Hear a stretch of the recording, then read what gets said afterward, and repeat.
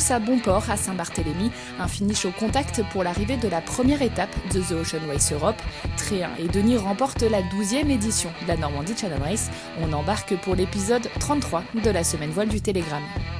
Vendredi matin, l'arrivée du duo Berthaud-Poirat à la 18e et dernière place a clôturé la 15e édition de la Transat en double Concarneau-Saint-Barthélemy. Aucun abandon à signaler sur cette première transatlantique du Figaro Beneteau 3, place au bilan. On savait le monotype physique et humide en solitaire, et il l'est aussi en double.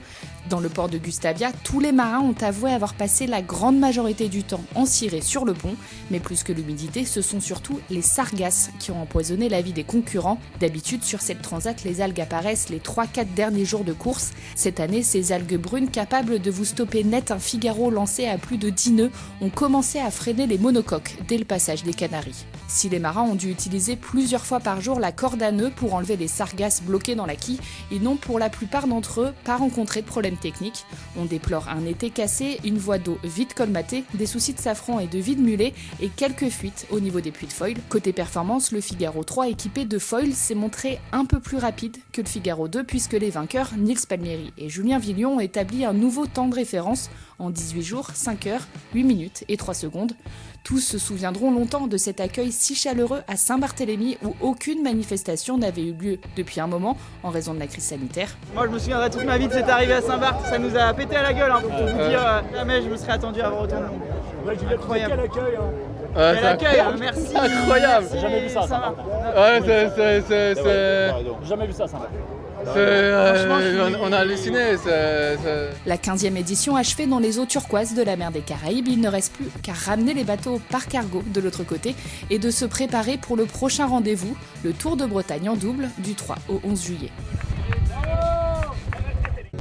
Le point commun entre le départ de The Ocean Race Europe à Lorient et l'arrivée à Cascais au Portugal, la pétole. Entre les deux, les conditions étaient heureusement plus agréables. Certains IMOCA ont même été flashés à plus de 30 nœuds après le passage du waypoint au large du Portugal.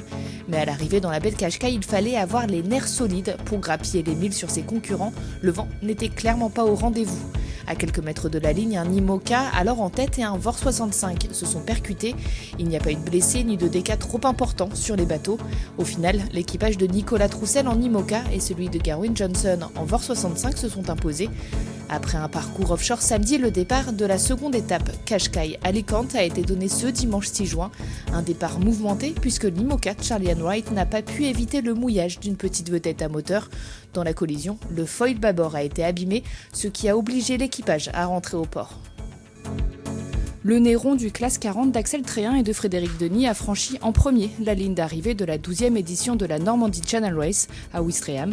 En un peu moins de 5 jours, le duo d'ex-ministres a gardé une belle avance de 5000 sur leurs poursuivants, Luc Berry et Achille Nebou. Antoine Carpentier et Pablo Santourde s'offrent la 3e place, seulement 18 secondes devant Yann Lipinski et Gwenolé Gainé. Cette première course de la saison en classe 40 annonce la couleur. Avec 5 bateaux en moins d'1h10, le niveau est encore monté d'un cran cette année. Après les Bermudes, les 8 F50 se seront trouvés à Tarente en Italie pour le deuxième acte du circuit CLGP. Après avoir alterné le bon et le moins bon samedi lors de la première journée, Billy Besson et les Français n'ont pas réussi à se qualifier pour la finale à 3 ce dimanche. Ils terminent 7e d'une étape remportée par Team Japan devant l'Espagne et les États-Unis.